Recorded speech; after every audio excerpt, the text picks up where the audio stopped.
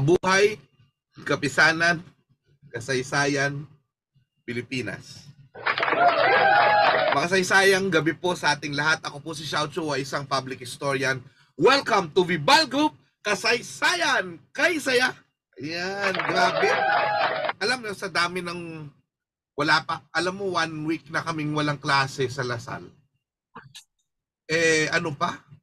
Wala pa rin akong boses. Oo. Siguro sa dami ng pagsasalita natin. Excited na akong isigaw yun dahil actually, ano tayo? Yung, anong tawag doon? Matagal tayong nawala eh. Kasi nagpaaga ako ng episode 2 weeks ago. Oh, kasi every 2 weeks ako dumalabas show natin. 3 weeks ago, nagpaaga ako ng episode. Dahil nga, ito nga, galing akong Boracay. So, I have to, So, miss na miss ko kayong lahat. Yun lang ang sasabihin ko. Lahat ng mga viewers natin, syempre gusto ko munang batiin ng ating mga boss, dito sa Kasaysayan Kaysaya. Wala pong iba, kundi si, ang ating mahal na, biglang nag-install yung FB ko, Diyos mio. Ayan, hanapin natin. Ito, ayan. Nag-update. Ito. Ayan po, aking pong binabati, siyempre ang ating Pangulo, Gaspar Bibal. Maraming salamat. At ang show na ito ay nasa 92nd episode na po. 92nd episode magmula noong 2000, year 2000, no? At 2004 na po ngayon. Maraming salamat sa inyong tiwala. Siyempre si Ma'am Christine Mandigma, ang ating marketing head, Rio Brihino Lim, Kim Carl Laurente, Benis Balboa de la Cruz, Jessa Pumar, Sara Sunga, Richard Laildinho, at saka si Bujay Sedutan. Nakasama natin ngayong gabi ito. Thank you so much, Bujay, sa lahat-lahat ng effort. At sa lahat ng ating mga gumagawa ng ating mga poster. Ganda yung poster natin ngayong araw na ito, no? Binabati ko rin yung mga early bird natin, mga kaibigan. No? Yung mga early bird natin, meron tayong 41 na po. Yes! 41 watchers. No, nadadami pa yun mamaya. Mark Briones Chua, early bird. My brother, hello po. Of course, nandiyan si Andre Julian ng Nilad Community. Alex Abila. Magandang gabi, kapatid na siya. Siyempre, si Alex Abila, wala akong iba kundi siya si Big Smoke. At lagi nyo napapanood sa The Cool Pals. Ayan, Jomar Katimbig Alyanik. Katimbang Alyanik, I'm sorry, magandang gabi, Master Show. Alfred Escalona Oriarte. Ayan, at sa lahat-lahat po ng mga nanonood sa atin, thank you so much sa inyong panonood. So, ang ating topic ngayong kasi, una, Araw ng Maynila, kakalampas lang. June 24. Yan po yung pagtatatag ng kolonyal na lungsod ng Maynila ni Miguel Lopez de Legazpi. Nang ito'y isuko ni Naraja Sulaiman, no? Noong 1571. Noong 1570, lumaban sila sa mga Espanyol pero talo, no? But nakapamuno pa si Raja Suleiman ulit. Pero eventually, noong 1571, ibinigay niya rin. Yan ang ating lungsod ng Maynila. Yan ang araw ng Maynila. No? Of course, for lack of a better date, kasi gusto niyo sayang dahil kumbaga, more than 452nd year, 52nd years na. So, of course, piyesta din dito sa San Juan, sa amin, dito. So, mamaya pag-usapan natin, paano ba ginagawang karikatura ang Maynila? At kasama natin ng isang batikang artist, no? Mamaya, papakilala natin siya. No? Meron lang tayong konting break and then we'll proceed to introducing her. Lamang po. Bertong Kunat! Daryong Dagol! Ano tong balitang pinagkakalat mo dito sa baluarte ko, ha? Anong balita? Huwag ka na magmaang-maangan pa! Ayun ba? Ha? Hindi ba totoo naman? Nasabi ang lunas sa COVID. Alam mo ba kung nasa naman kang mayaw? Nasa Naga talaga yun. At higit sa lahat, fake news talaga yung ads sa Revolution. Ungas ka ba? Ano ba pinagsasabi mo? Saan mo pinagkukuha yan? Huh, syempre, nag-research ako, no?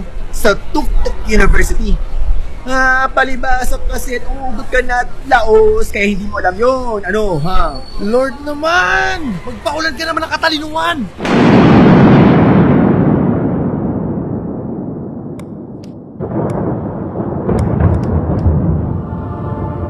Reliable source of information, sari-saring content na isinulat ng mga eksperto, mga librong di kalidad na abot hanggang sa doomsday, tumawag ka lang sa akin.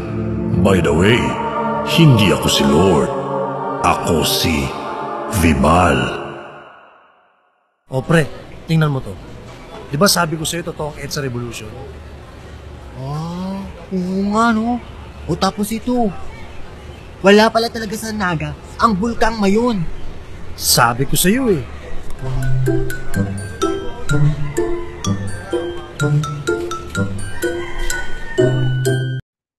Ayan po, no? We are now welcoming our guest for tonight. Wala ang iba, ang creator ng Manila Girls at bahagi po ng Danilad community. Wala ang iba kundi si Binibining Kenny Tai. Makasaysayang gabi, Kenny. Good evening. Makasaysayang gabi, Sir Xiao, Prof. Wow, very beautiful ka naman ngayon. So, Thank you. yan. Pero, ang usapan natin, ito, tatanungin kita. Ito ang favorite question namin sa show na to. Hindi dahil spy ka o natira ka sa farm.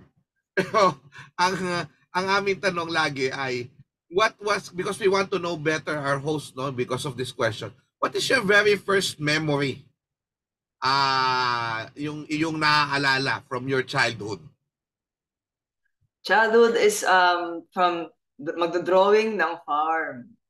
Yan yung mga dinodrawing natin. Kasi sa nung kindergarten, syempre kung magdodrawing ka, magdodrawing ka ng mga manok, mga baboy. Syempre ako yung usually yung nakakakuha ng mga madadaming stars. Dahil sa mga childhood memories natin ang pagdodrawing ng farm. So, farm ka din, may kailangan sa farm. Naalala mo no, na kapag nagdo-drawing tayo nung unang panahon, di ba, may parang, may linya, then may bundok, so may mga kubo, no? Farm Yes, yun. Yung horizon, di ba, yung perspective na parang lalagyan mo ng mga fields, di ba? So, wow, no? At in fact, no, sabi kasi ni Winston Churchill, yung first memory kasi, in many ways, tells something about what you would become. And in a way, dahil drawing yung una mong naalala, talagang yun talaga yung naging artist ka talaga. But the question is, no, I really haven't talked to you about your background. At tanong ko lang siguro, ano yung journey mo para madala ka sa sining? Ito ba talaga yung gusto mong i-major noon, nung nag-aaral ka? What were you doing? And then, napunta ka sa art. Matagal na kasing yung sa childhood, nanood ng mga cartoons. And usually kapag dinadala ka ng mga parents nyo sa mall, nung childhood mall is SM North dati, ang kwento is nakatitig lang ako doon sa mga printed na t-shirts.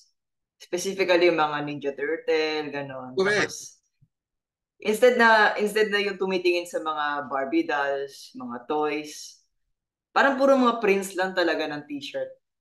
Saka, minsan, hinahayaan na lang ako sa mall na nakatingin sa print ng mga t-shirt, pero di naman nawawala. So, from there, from t-shirt printing na nakatitig, naging people watching. And then, eventually, nag-develop na rin dahil sa kakanood ng mga 90s na cartoons, animes, and syempre yung dad ko tsaka yung mom ko usually. May background na rin sa guguhit. Nag-focus lang sila sa family business. But for me, pinagtuloy ko na lang. Yung family mo. Now, ang tanong, so na ano ka talaga na nagkaroon ka na ng how did you come up with the idea of Manila Girls? No? Yan, mamaya papakilala natin sila. But how did you come out with this idea? Usually kasi sa mga kaedad ko noon, ang Mm. hilig-hilig natin ng pumarty. Oo So nga. puro social life, 'di ba? Lalong-lalo na yung mga high school, yun yung mga coming of age, puberty, so yung mga iba nagjojowa na, ganon. Ako Yes. yung type na wallflower na type. So more of yung people watching. Correct. Sa kakadalas ng people watching natin, eh hindi natin maiwasan na ini-stereotype kung ano yung pananamit nila, kung ano yung mga brand ng bag nila, at kung anong type ng personality yung tao kapag ganyan yung suot. Kumbaga, parang na-develop lang yung mga sarili mong kwento sa utak. Then from there, yung syempre pag Manila Girls, instead na in and out ka lang sa bahay, na yung dinadaan mo, nakita mo rin kung anong klaseng tao, yung mga nasa part ng Maynila, syempre pag Binondo, puro Chinese Filipino. Pag nasa Makati ka, which is yung time na exposure ko, puro mall, but puro sociales naman. Correct. Then from there, syempre as you learn from history and yung mga tours, doon mo nakikita yung mas malalim na part ng Maynila. So it goes beyond stereotyping. So Mm. ayun. Hindi, maganda yun. Maganda yung perspective mo kasi ang dating, when we talk about, girls in general, Filipina girls, for example, parang pare-pareho. Diba? Pero kasi syempre, as we know, culturally, we're divided by class. But not only class. We're also divided by the environment that we have.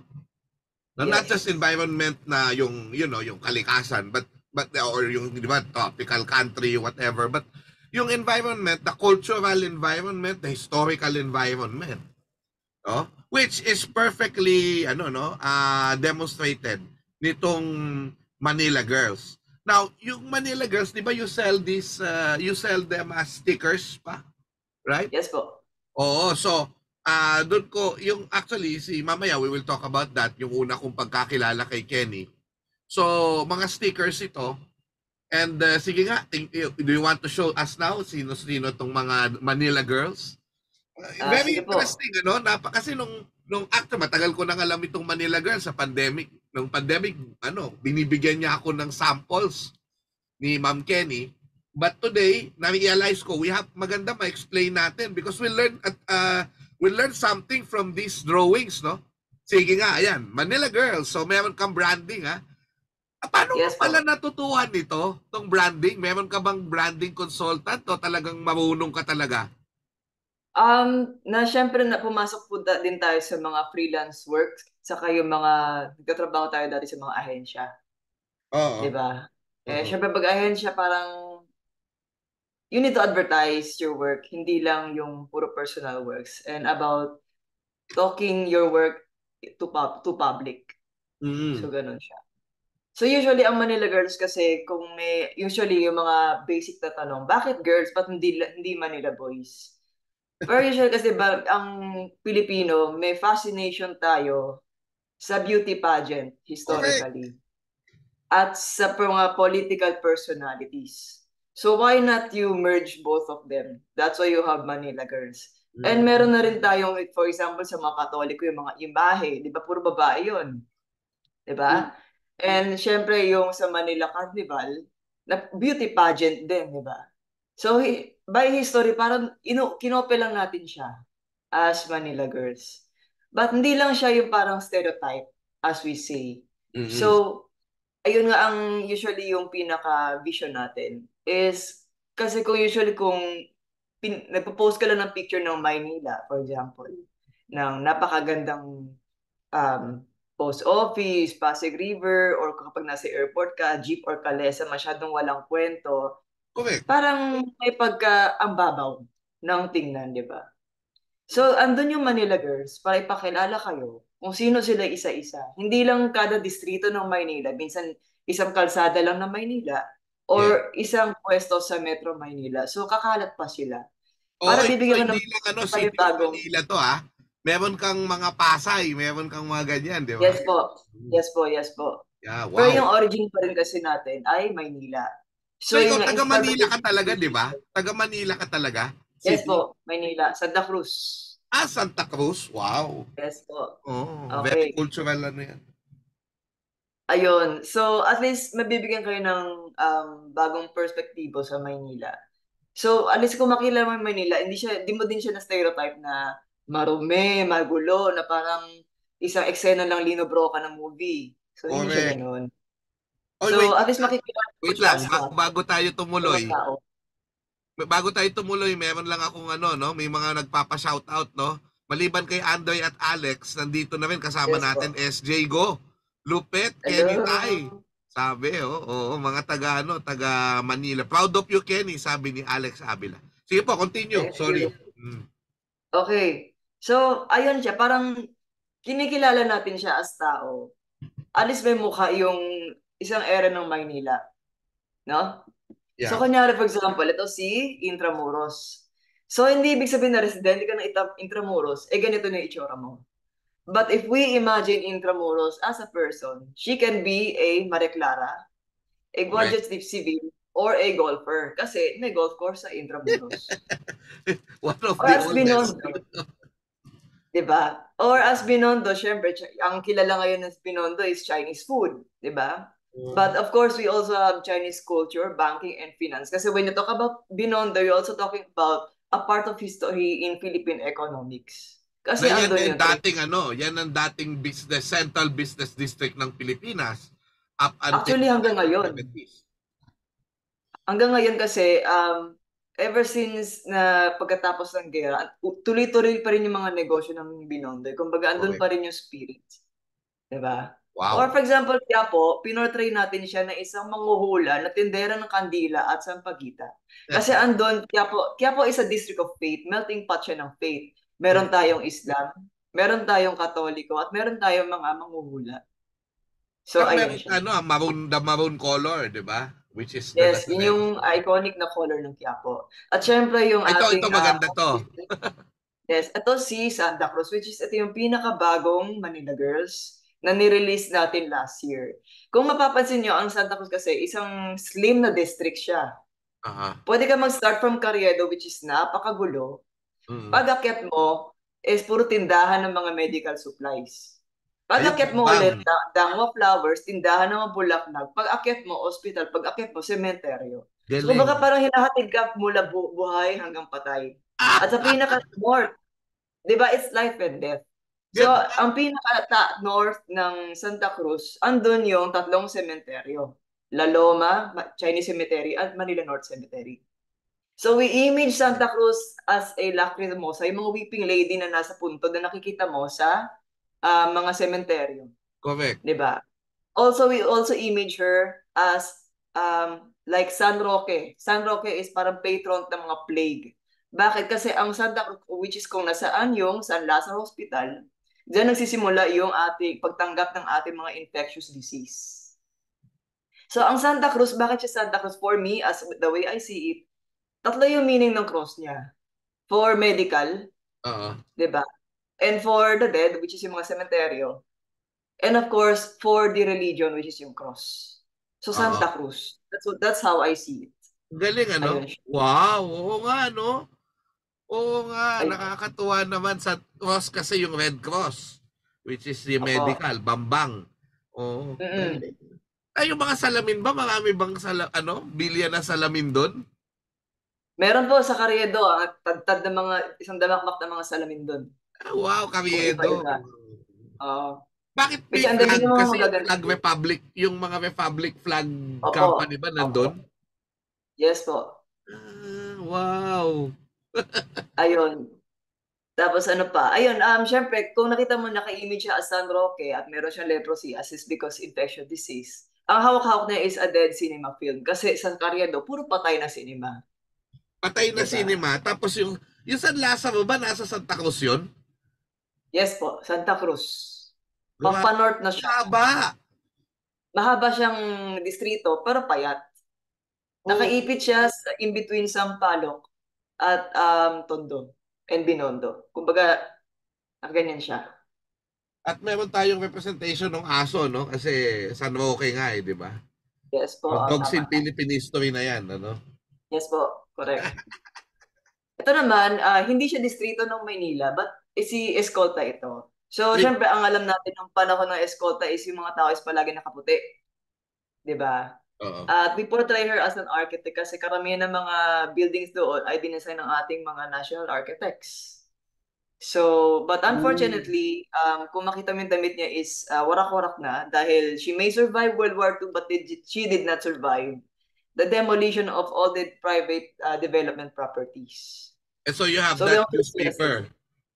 Oh. yes. So, ang headline ng newspaper is Heritage Rape in Manila, Demolition in Motion. You know? Bakit may ibon? Yan yung ibon na malungkot lang. Oh. Dahil syempre, I mean, kung yung ibon is palagi nakatingin sa top view at kung nakita niya for yung mga cities natin na ganun kasira, syempre malungkot din. At walang habitat, wala masyadong puno sa Escolta rin, di ba? Correct. But if you see Escolta, kahit ang dami-dami na niyang libag, ang ganda pa rin yan because you have Calvo Building. You have the First United Building and the Okay. Regina Building. Regina Building. Opo. Ano itong Eh naman nasa si gitna? Pasay. Sorry, Alin po? Nasa gitna Ito. ay si parang beauty Ito po. queen. Oo. Yes po, kasi 'di ba ang dub niya is the Queen of Manila Streets, 'di ba? Kasi kung makita mo si Escolta, nakakabit siya sa dulo ng Santa Cruz. Kung si Escolta kung nasa opisina si Dolphy dati Dolphy. at si Honor. So ang daming film production and i-release mo lang sa Santa Cruz which is yung mga cinema dati. Oh.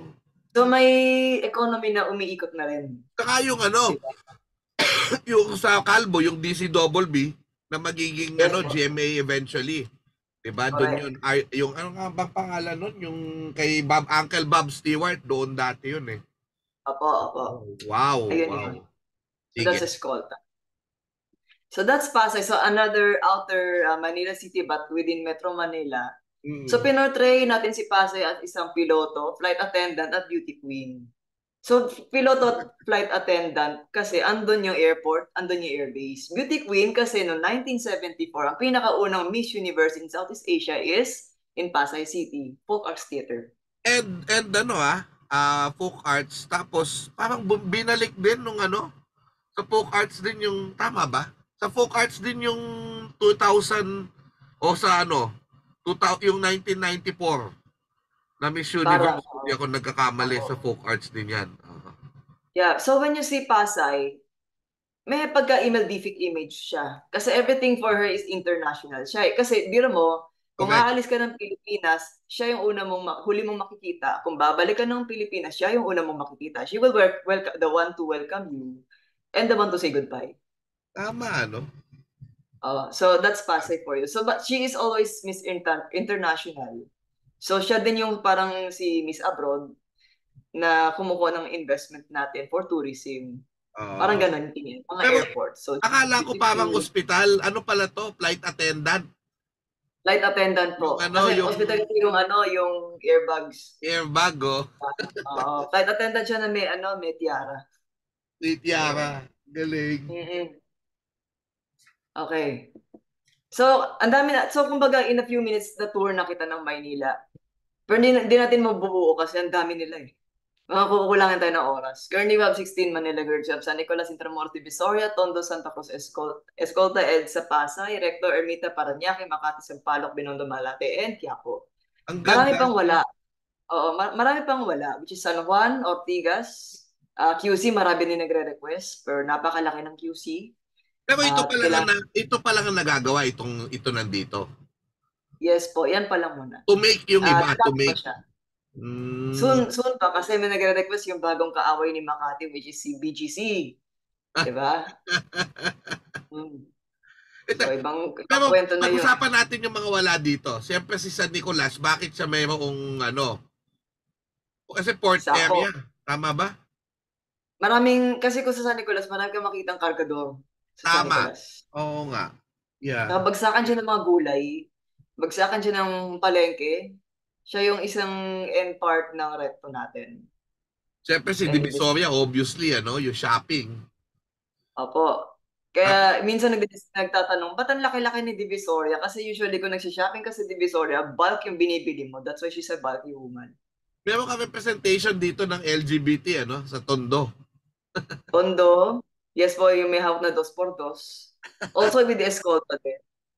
So, may iba Escolta din ba? naka-stereotype. Alin po? Yes po. Isa siyang Ah, architect na naka-Americana. ay, wow. Ayan. Si EDSA kasi, Commuter siya. So, isa siyang commuter. commuter na reklamador. Ayun. Commuter na reklamador. Yung recto, ito Opo. yung rush job, oh. Yes, so alam na siya yung quote-unquote doktora. Sabi ni Anoy Julian, ang cute talaga ni Minondo. Mm. Tapos tatawa ng tatawa ito kasi joke. Oo nga. Wala ba tayong joke para kay Ann? Ulitin natin yung mga lumang joke tatawa Oo din nga. yan. Sabi ni Ayan. Anoy Julian, Bini Binondo daw siya.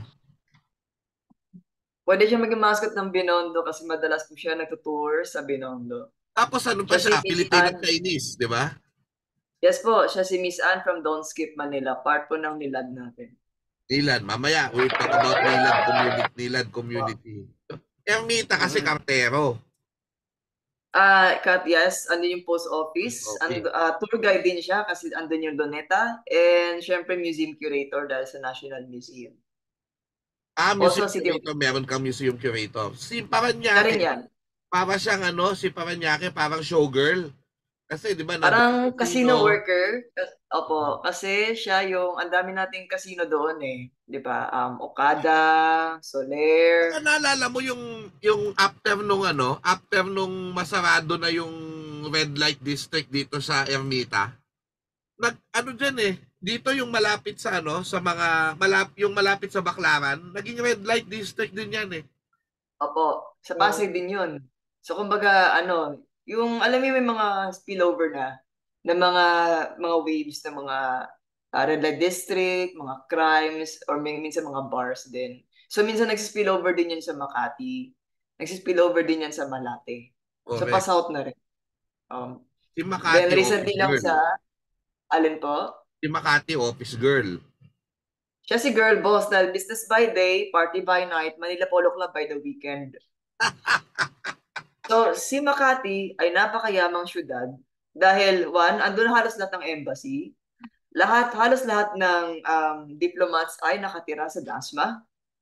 'Di ba? Yeah. Andun yung Philippine Stock Exchange, Salcedo Auctions, at yung mga socialist na shopping center. So, yan si Makati. Si Sampaloc dahil U-Belt. Yes po, isa siyang Dati. estudyante na tuwang-tuwa kasi palaging walang pasok, kasi palagi tayong binabaha. At si Binondo na-tackle na natin. Si Malate, parang Malate ay isa din siyang red light district worker. So dalawa yung type ng personality ni Malate dahil meron tayong naghahati sa Rouse Boulevard at Taft Avenue. Sa Taft Avenue, andun yung mga Catholic schools. Yan yung buhay na buhay sa umaga. Paggabi, ang buhay na buhay ay sa Rouse Boulevard Boulevard. at sa Mabini Street. Yan po. Nice. At At yan, si Malate po yung dating karibal ni Makati. Dahil yung dating party place, di ba, ay nasa Malate City, Correct. Malate District. But syempre dahil sa traffic, sa sobrang kapal ng traffic, bumaba lahat sa Makati, which is now you have Poblacion. Poblacion, yes. Apo. That's true. So Malate has no choice kaya minsan naging red light district worker. But I think ginagawa ng LGU ay ginagawa natin siyang Korean town. So, meron na tayong melting pot ng mga cuisines like Korean, Arab, Japanese, Chinese, Japanese. So, in a way, Malate talaga by nature is mekos-mekos. Mekos-mekos. Mekos-mekos sa tayo. Mekos-mekos. Ngayon, so, people are now probably interested seeing all these characters. Ano yan? Meron ka bang Shopee? Or paano ka ba makokontak para umorder, for example? Usually, diretso lang sa Instagram or sa Facebook, kontakin lang ako doon. And then, minsan meron tayong mga events like art market, like yung katulad ng recent na Dia de Manila, na at least pwede tayong mag-uusap. Then, pwede ko kayong kwentuhan. Kumbaga, parang mini tour na rin, pero galing sa sticker. Ayun. Correct. Now, itong kasi so Manila Girls, yan po yung Manila Girls. So palakpakan mo natin. Ang tanong ko, kasi una kitang nakilala talaga kay Carlos Celdran. You made his stickers, no? So, Yes po. yeah, tell us about your work with the great late Carlos Celdran na isa mga hindi nakakakilala dahil matagal na rin siyang nawala. Siya po yung talagang kilalang tour guide ng Intramuros at ng Maynila. So, sige nga po. Yes. Okay, kasi yung Manila Girls kasi 'di ba nag-start as stereotyping ng mga tao. Nung time na yun, I think meron lang akong mga 8 or 12 na Manila Girls. Then nung nagpa-barter tour si Carlos Celdran dahil sa Intramuros tour, doon natin nakita na the more you know, the more you realize that how stupid you are. Kasi ang dami pang hindi alam, 'di ba? May ganun naman tayo na sentiment. Then doon ko na-realize na kailangan i-remake yung Manila Girls. And then from that, syempre, ang advocacy kasi ni Carlos is to know more about Manila. From yung phrase niya is, you get to see Manila in a fresh pair of eyes. Yan yung sinabi niya. And kinikwento mo yung Maynila sa sarili mong kwento. Kumbaga perspective mo. Like as you said, is parang public history. Parang ganon. So, nag-collaborate kami from one of his master ito si Carlos kapag kasi kung nakikita mo siya, para talaga siya cartoons na lumabas sa TV. So, ang dali-dali niyang i-caricature. So, ganyan natin yung ginawa natin siya. Meron yung iconic na Damaso niya. Syempre yung Imelda impersonation niya. And syempre yung mga iba-iba niyang galaw habang nagtutour or minsan yung kilos niya nakukuha din natin. So, maganda yung kahabol ng madre. Kasi nga yung RH Bill dati, Yes. di ba? At may store siya dati, ang tawag ay Lamon Haloka. Lokalokang madre in Filipino. Yun yung after ng tour, yan idadala niya sa tindahan, which is Lamon Hamoka, andun yung mga merchandise na tinitinda niya. Ayun. So yung collaboration namin ay yung Manila Biennale.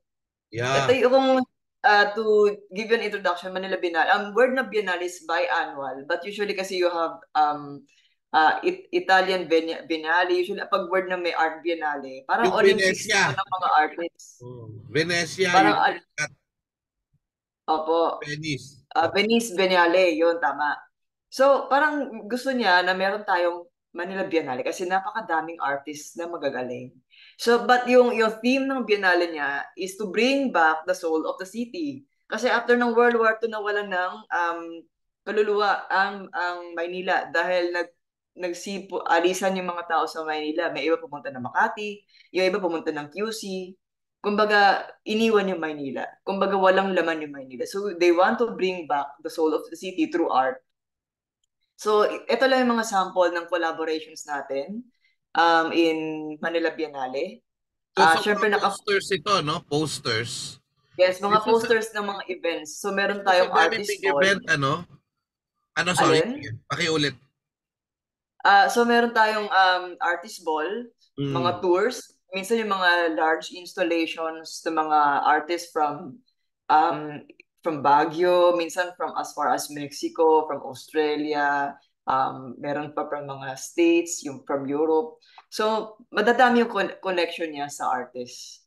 Ano yan, so, yung maganda yan kasi when Manila Biennale happened in 2018, tama ka doon sa large installations na yes, parang you make art, he made art accessible. So not just events, not just tours, pero yung just leaving some installations there in Intramuros, 'di ba? Na may tinitingnan yung mga tao na kakaiba sa mga doon sa mga parang 'di ba minsan may mga doon, may mga kulungan, may something doon. Then there's like yung maganda nga doon yung Statue of Liberty na nasa likod ng Fort Santiago, 'di ba? Parang it says something, no, na kakaiba. Tapos, ano pa ba? Meron pang isa yung, I think kasama din doon sa Manila Biennale, yung nagkaroon ng show yung PETA if I'm not mistaken. On the yung mga live performances. Yes. So doon sa Opo. mismong yung open air theater, nakapanood ako for the first time ng doon, ng performance. Kasi doon naman kasi dati ginagawa yung mga PETA plays nung wala pa silang Yes, lugar. So, kasi yun yung gano'n na, tumugtog din sila sa Raha Sulaiman Theater. oh At wow. ang maganda doon kasi may interaction ng mga tao. So hindi lang siya puro coffee shop, puro milk tea. As in may buhay talaga kasi you're giving imagination about Intramuros. Hindi lang siya pang picture pang Instagram. Correct. Kumbaga binubuhay mo talaga yung kasaysayan nung dating patay. Binubuhay mo bilang gamit ng imahinasyon natin. At hindi lang ito supposedly for the hindi lang ito sana for the rich people, 'di ba? Kasi yung art lagi sa rich people, nilagay mo yung art sa kalsada, 'di ba? Yes po. Nilagay mo Kasi yung art sa yun din kalsada. yung advocacy niya. Parang hindi dapat lahat nakadikit lang sa wall ng gallery. Hindi lahat ng art dito ay binebenta. Mm. Kasi kung binili mo yan, for example, yung Statue of Liberty, you're buying the moment. But kung nakalagay na yan sa wall ng isang tao, wala na siyang purpose. Oh, Kasi site-specific siya kung bakit dalawa yung Statue of Liberty na yun. Dahil may narration siya nakaturo sa Tondo at nakaturo sa Pasig River. So may correct. dalawang kwento. So that's another story. So Wow. that's Manila Bienal. So, So we another, wanted to make this a biannual event, but of course, what unfortunately happened in 2019, natigil siya, di ba? Sige, yes but po. we're getting ahead of the story. Ano pa yung ibang Okay. collaboration mo with Carlos? Yeah, so after nung Biennale, we collaborated with his Living La Vida Imelda. Ay, napanood ko yan. Okay. Okay, so ito yung narration niya but about kung paano nagbigay ng impluwensya si yung nung dating first lady sa Pilipinas from the seat of power to arts and culture. In a way, nabibigay na rin siya ng pahiwatig na ang history natin ay in a way umuulit dahil hindi tayo masyadong nagbabago. So ayun siya. So usually kasi yung Imelda show niya, matagal na niya ginagawa but kailangan lang niya ng tulong to rebrand. Since yung medyo 60s yung theme, so ginawa natin parang yung mga 60s na poster na theme, then in-apply din natin sa mga collateral, sa mga stages.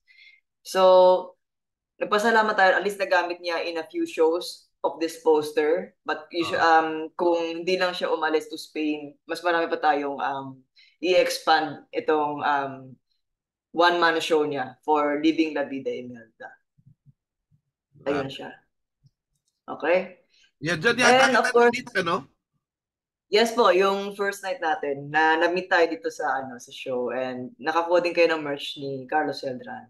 Well, So, before you continue your story, bring me back to October 8, 2019, when you first heard na he passed away. Kasi, di ba, the context was, for a few months, he was already in Spain kasi nga he was being persecuted by the Duterte administration. And, unfortunately, the church, so, he have to go to Spain with his wife. At ako nga parang ang basa ko nga doon, I think if he did not leave, kasi remember na he could have, parang he would be so badly treated in prison just in case Alam mo yun, I mean, just what happened to De Lima, imagine. So parang what happened was, so he left, and then we just heard he died. Diba? Of a heart attack, if I'm not mistaken. And that was a very sad day. How was it, no, when you heard that? Kasi I know na you're in a way minahal mo rin si Carlos because you invested your art in a way dun sa personality niya, 'di ba? Gumawa ka ng mga how does it feel na you're an artist for Carlos Celdran and then you've heard na he passed away at the age of 48, if I'm not mistaken. No? That's a very 46. That's a very parang kung edad ko yan ngayon, 6 na taon na lang 'yun. 'Di ba? Oo. So, parang yung first day, di ko pa masyado na-absorb. Then second day, mas doon ko naramdaman yung pakawala niya, na nawala talaga siya dito. Kasi yung first day more of sa news, and then parang pinoprocess mo pa, tapos nagpapaka-busy ka. And for me kasi mas late yung trigger ng mga grief, more grief sa akin, yung pagluluksa, mas late yung pag-trigger. So, I think nung nalaman ko na din, doon kailangan mo muni-muni muna.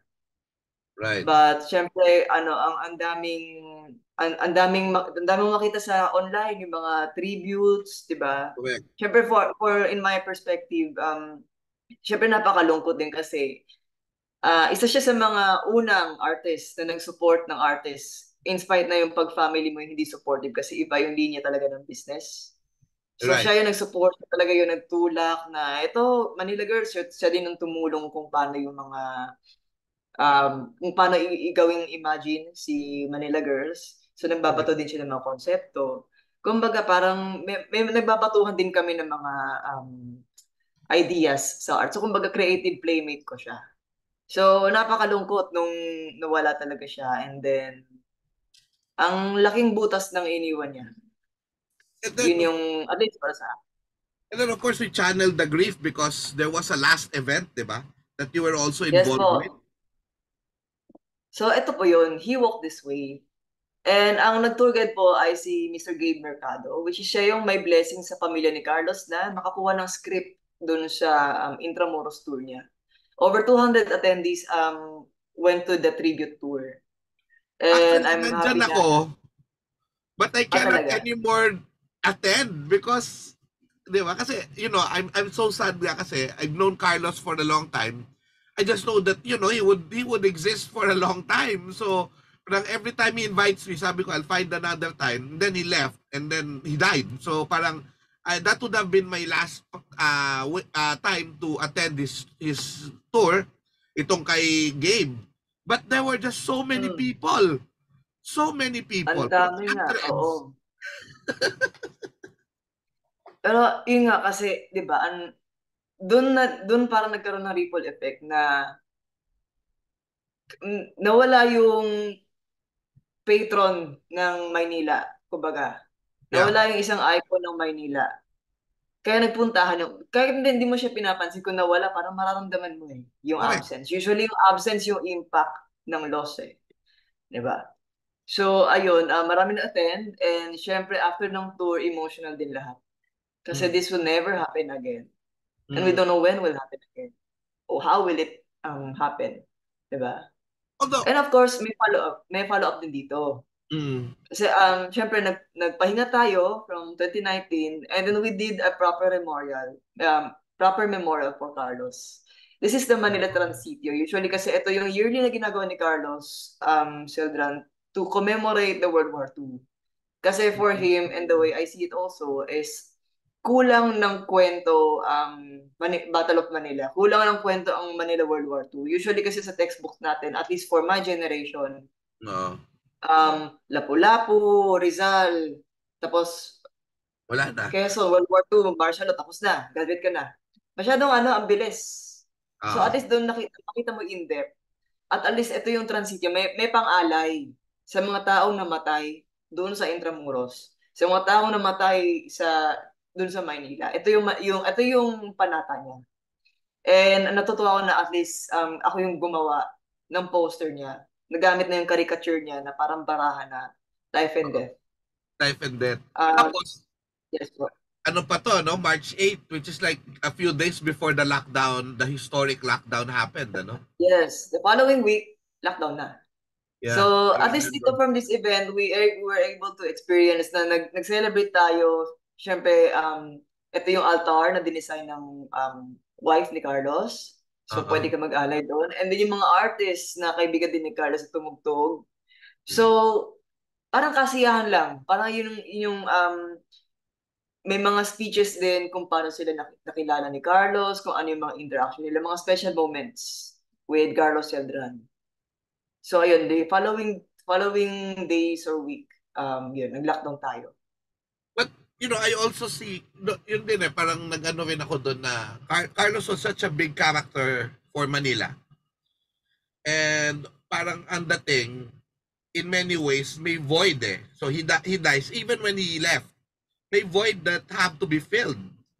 And ang maganda doon, it would not be filled by just one personality anymore. It is now an opportunity that there are a lot of other cultural workers, 'di ba, that can be highlighted, no? Not that Mm, Carlos was stopping them. In fact, Carlos was encouraging all of this yes. cultural activity around eh. Kasi si Carlos, in fairness naman to him, um, I never felt na parang he was trying to stop other tour guides or, di ba, from operating. He was Mm, doing his thing, but he also felt that, alam mo yon, ang dami-dami namang, ang dami-daming customers. Di ba? Hindi mo kailangan i-stop yung ibang tao from doing their shit. Di ba? So, parang dating sa akin, the death of Carlos Celdran, because he helped so much to narrate Manila, no, is now an opportunity to walk his way. Diba? Parang sundin in many other forms, hindi lang yung tour guiding, but also yung iniwan nga niya ang malaki legacy, yung the spirit of the Biennale. And opo. sana nga, alam mo, iniisip ko nga kung may isang pwede tayong maging patron or as the city government of Manila, for example, to parang magkaroon ulit ng another Biennale, no? That can be done. It would be very good because napakarami ng pwedeng tumulong. Napakarami ng pwedeng maging part nun. Diba? But anyway, sige. Please continue your story. Well, yeah. Well, as they say nga, kaya, well, di naman talaga niya ini-stop yung mga artists. Pero, napakalakas lang talaga ng appeal ni Celdran. So, ang sabi nga ng isang artist, he died like a rockstar. Yun yung sabi Right. nila. Oo. And syempre kung yung mga big projects, at least yung isa sa part na wala nating control, it's a political will. Kung sino may gustong gumawa. Correct. And who will reach out the circles of Carlos Celdran to give that blessing. Kasi Manila Biennale is, pinag-umpisahan niya eh. Syempre kung gusto mo ituloy, make it good. Diba? Kung Mm. mapapantay. So, sa ngayon sa mga Biennale, di mo nang mahawakan yan kasi malaking question mark yan eh. Malaki talaga. So, Mm. mm So, syempre, nung nag-lockdown tayo, balik tayo sa Manila Girls. Di ba? So, syempre, wala tayong ginagawa, wala tayong trabaho, di ba? Cancel lahat ng mga project natin. Di, tinuloy na lang natin yung mga pag-expand ng mga Manila Girls stickers. So, yun, currently we have 16 Manila Girls. Nag-redesign din tayo. Then, syempre, in between that lockdown art, dumadami din yung isang damakmak na webinar. Di ba? Ang dami ng Zoom meeting. Di ba? Correct. Tsaka ang dami ng mga nagbebentahan ng mga pagkain, di ba? Yung mga banana bread, mga ube cheese, pandesal, di ba? So nakipag-collaborate din tayo sa isang friend, which is nag-stretch tayo ng pagkukwento ng Manila, hindi lang stickers. So meron tayong Manila Girls special goodies nung time na yon. So para siya mga garapon na pagkain. So meron tayong tsaa, meron tayong mga tsokolate, meron tayong uh, candy jelly, and syempre yung champagne jam. So, ang maganda kasi, ang nakakatuwa kasi dito, nagkukwento ka na tungkol sa Maynila, binabagay mo yung pagkain. So, for example, syempre, Binondo, tsaa. Pero hindi lang tsaa siya. Naglagay tayo ng hibiscus, yun yung malit na gumamela kasi it's a tropical Chinatown. Manila has a tropical Chinatown, which is in Binondo. We're in a tropical Imagine. country. Oo. And for example, in Intramuros, syempre, yung tsokolate, highly influenced by the Spaniards, di ba? And of course, San Nicolas, bagsakan ng mga prutas, bagsakan ng mga candy stores. So, syempre, ginawa natin yung grape jelly. And syempre, Escolta, may pagka-British influence. So, naglagay tayo ng champagne.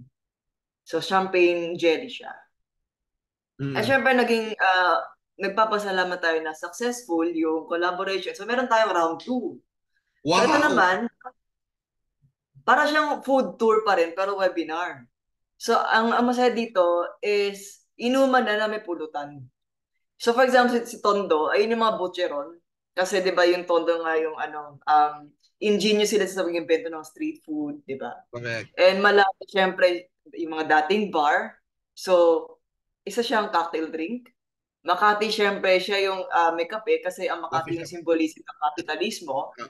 Espanya dati before is, syempre, palaging baha. Pero di naman dahil ang juice niya ay tubig baha, which is sampalok.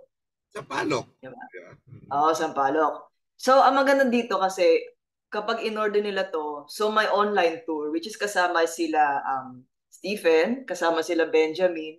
Ito yung before pa naging Nilat community. So, naging online Zoom siya. So, habang tinutour kayo sa Malate, mag-open kayo ng bote ng Malate, iniinom niyo yung cocktail, habang nagtutour sa Sampaloc, ino-open niyo yung Sampaloc juice. Habang sa Tondo, edi kakain kayo ng Tondo. Then, syempre, ang pinaka-last is yung Makati. So, ganun yung takbo ng webinar food tour na ginawa namin. So, parang nag-invento lang tayo kasi syempre bawal lumabas di ba? Isang damakot na regulation ng ECQ, Correct. MECQ, mga permit, hindi naman lahat may kotse, di ba? So, parang nag-ano lang tayo, gumagawa lang tayo mga gimmick. Ang ganda naman, August 30 pa, 2021, ha? Kita mo yan. Opo, so at least yung last fora ng History Month, kaya tinapat natin sa August. This was already the second year of the pandemic na. Oo. Opo. Ganda Yun. naman. So, so syempre, binabrand din natin yung maganda para ina-expand natin yung kwento ng Maynila, hindi lang sa tour, hindi lang sa stickers, so sa pagkain din. Kumusta So po eventually, is this still available for those who are interested? unfortunately, wala na kasi parang one-time gig lang siya. And One-time. yung partner ko naging busy na siya sa corporate life. So, kailangan na magtrabaho. Wow. Sige. And yung next noon, syempre, nag-open up tayo by 2022. So, nagkakaroon na tayo ng mga tours. Ito yung mga recent tours natin. So, ito mga food tours pa rin. So, Hokkien Tales and Trails kasi we need to separate the mainland Chinese and the Hokkien Chinese. Iba yung mainlander, iba yung Chinoy. So, kinento natin sa pagkain. So, may tour si Heritage Collective sa una. Then, pupunta sa isang private resident to taste yung mga pagkain na Hokkien food talaga, which is yung nag-influence ng Chinese-Filipino. Ano yung mga na-influence? Humba, which is also parang adobo na rin. Pansit, lumpia. So ganun yung mga kwento niya. So, pinapakilala mo yung Chinese food na authentic. Hindi lang yung parang mga nasa fast food na kung ano-ano yung hinahalo. Ganun siya. And yung next, syempre, Philippinized na yung mga Chinese food natin di ba? yes po. I mean, yung pansit din naman, wala namang pansit na sa China Sa kanila is stir-fry noodles Exactly. Tayo lang yung may pansit na may kalamansi. Diba? Exactly. Kasi mahilig tayo sa maasim. Yung mga mahilig tayo, ang dami natin mga sour notes. Yun yung kilala sa pagiging Filipino. Diba? And yung isang poster is yung The Manila Chinese Cemetery. Kasi ang napakadaming, ang gagandang architecture doon na nag-survive sa mausoleum. So, syempre, we're featuring Santa Cruz Girl kasi nga nasa Santa Cruz tayo na bumibisita sa mga Chinese na puntod na hindi na masyado binibisita pero may konting awareness lang na nasisira na siya. At sino-sino yung mga big time na Chinese doon. Kasi kung maganda yung mausoleum mo, syempre, big time ka na Chinoy. Yeah. Diba? Uy! Ayun. Nanonood sa atin Benjamin Canapi.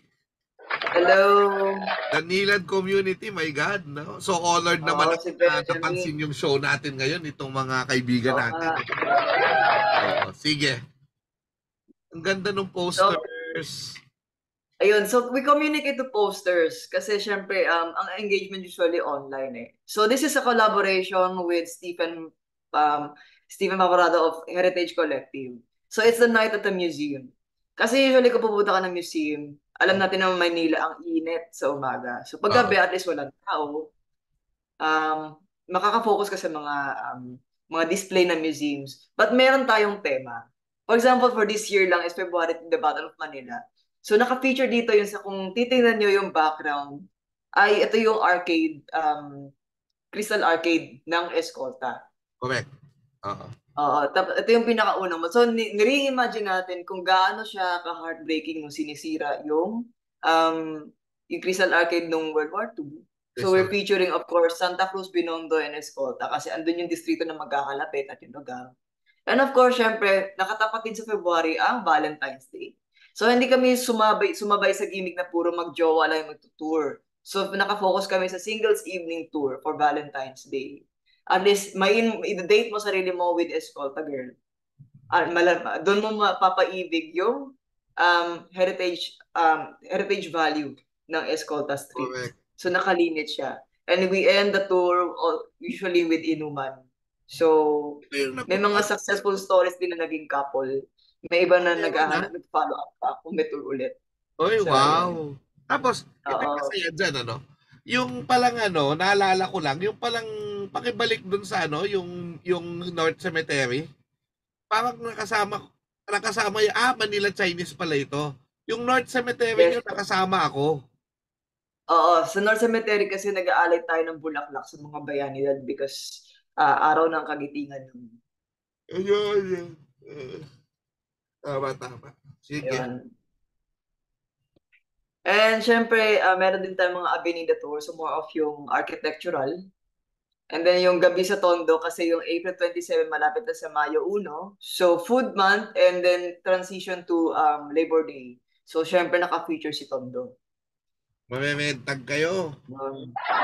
Hindi naman, wala naman kaming hindi naman kami nag-arali, nagtutour lang kami. May maso at May mga saka pagkain ito. naman. Tsaka fishball. Oo. Maso, May karit. fishball naman eh. May fishball naman, tsaka tinapay, tsaka hotdog. So, Ang ganda. safe na naman. Tsaka Ayun. yung botong yung botong inspired Andres Bonifacio Revolution. Yes po, tama. So, as what you had discussed before, it's public history about Andres Bonifacio. So, parang inadapt din natin yung ganun na image. Kasi yun yung nag-click sa mga tao, di ba? O Andres Bonifacio, Tondo, tapos yung hawak yung malaking flag, di ba? So, ibig So, sabihin, ganun din yung ginawa natin. yung mga line drawings na ito, ikaw din ang nagde-design nito? Yes po. Ang galing-galing mo naman. Ang galing. Yeah, like Kasi that gusto complete natin package pong ka na din, ha? gusto po kasi natin na bigyan na pag umuwi yung tao galing sa tour, hindi lang puro stock knowledge na ito yung date, sino yung architect, ano nangyari dito. Gusto natin yung meron silang nararamdaman.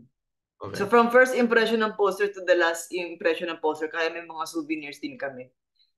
Para may maalala sila, may mauwi din silang kwento about dun sa distrito ng Maynila na yun. Correct. Wow. And of course, yung advocacy natin is the Pasig River Heritage Walk. So nag-collaborate kami. Halos ito na yung nagiging development kung paano kami naging nilad. Kasi ito yung bago naging nila, ito yung pinaka naging malaking tour with Renacimiento Manila, Heritage Collective, and Wonder Manila. And yung mga Move As One, Alt Mobility, yung mga commuters advocacies. So, ganun din, inspired din sa botong artwork, but through a riverboat. And of course, syempre yung Noto Parex. So, nagtutour din kami noon. So, that's one. And of course, then, that's why you got a NILAD community. Ayaw namin gawing the NILAD project, the NILAD group. It's a community, so everyone can collaborate with us as long as you have a heritage message to tell a story about Manila. So, ayan siya. So, we designed the logo na syempre yung NILAD flower na hindi siya masyadong corporate, but yung malambing. Kasi syempre, ang pagka-Pilipino is malambing. Diba? So, yun yung NILAD community natin. And ito yung pinakaunang event ng NILAD community is sa Filipiniana Tranviaganza. So, medyo pandemic pa rin siya, medyo may gigil pa rin yung mga tao na gustong lumabas. So, may Tranvia tour, naka-Filipiniana costume. So, kada tour guide, kada stop, itutour yung isang spot ng Intramuros. Then, syempre, at the end of the tour, may photography sila. Hindi pa mahigit yung permit. And syempre, may kasama silang Manila Girls at the end of their souvenirs. So, naka-feature dyan si Quiapo, si Intramuros, si Recto, Tondo, at si Sampaloc. So, syempre, as NILAD members, naka-costume din kami. Ano yung pinapadala niyo yung souvenir after? Ganon. Opo, parang nasa Google Drive na lang. So, ayun yung mga tour guide, si Diego, sa kanyang Napoleon na post. Yeah. Si Ann and si Andre Julian, si Stephen na may hawak-hawak na tsaa, at si Uy. Benjamin na may hawak-hawak niyang manok, si Chloe. At Ayan tanong yung ko, for example, interested ako na magkaroon din ako ng companion na Manila Girls. Ano yan, tumatanggap ka ba ng commission? Simple commission, ganyan? pwede naman, oo. Mm. Pwede naman. Pag-usapan na lang yung rate sa FB, ha? Sige po. Pwede yung mga tour guides. Usually sa Nilad community, sa ngayon, sila ang tour guide, ako yung salimpusa ng artist. So ako yung palagi nasa bano, nasa likod lang. But sila yung humaharap sa inyo kapag may mga tours. Oo. Usually pag sa collaboration namin ni Stephen, ako yung Department of Finance and Arts. Wow. Yan siya. And of course, as heritage advocate, syempre hindi lang kami puro tour. Since yung malungkot na balita nung nasunog yung Manila Post Office, gumawa din kami ng memorial.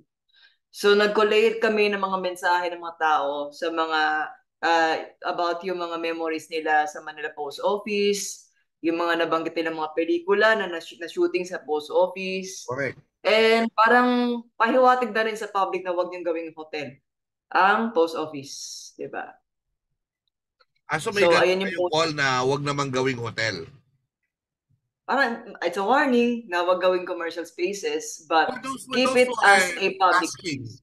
for those who are asking why, bakit hindi pwede? Kasi di ba some would say, oh, for adaptive reuse, it would be good. Kasi magkakaroon siya ng bagong function, di ba? Why would you advocate na sana wag gawing private in commercial space ito? Ang kasi post office historically is a public place. Kung Yeah, for example ginawang hotel, sino lang makakapasok? Yung mga nagbabayad. correct. Mas maganda kung nagbalanse na lahat ng tao, mahirap o mayaman, 'di ba? Maimpluwensya o hindi, nakakapasok ng post office. Kasi nung World War II, ito yung pinaka first line of communication na inopen eh. Correct. Post office. So saan nagpapadala ng mga letters? Sa Pasig River. So may mga link tayo. 'Di ba? Kasi ang World War II, 'di ba, nawala yung Tranvia, nawala yung kuryente. Ang inactivated na communication center ay yung post office. So kung Okay. binaboy yan at ginawang private hotel or private condo, baka hindi naman parang hindi bagay, 'di ba? Hindi kasi Nawawala yung lalo kasi siya, personal. it's a government building. Parang Yes, correct. napakasama na ibenta. Oo. Opo. So, we're featuring this poster Save Manila's Heritage kasi syempre hindi nakakain yung advocacy natin eh. But kailangan i-save kasi nasa heritage crisis tayo.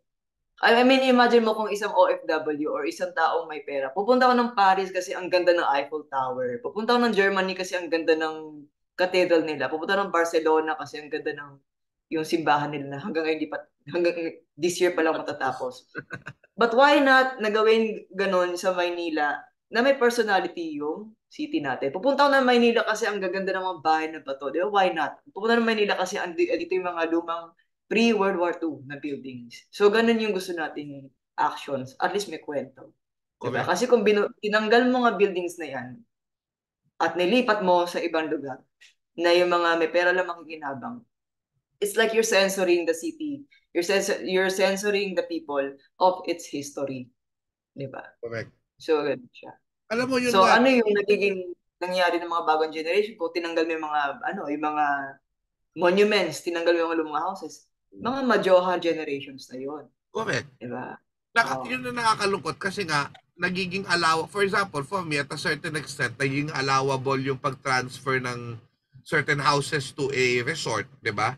Dahil nga pinapabayaan yung ng isang locality o nung government yung heritage. Pero yun nga, the underlying problem there is napakamahal pumunta doon sa resort na yun, di ba? I mean, again, it's a good initiative to save these houses, for example, na inililipat sa Bataan. Alam na naman natin, hindi naman tayo maano dyan.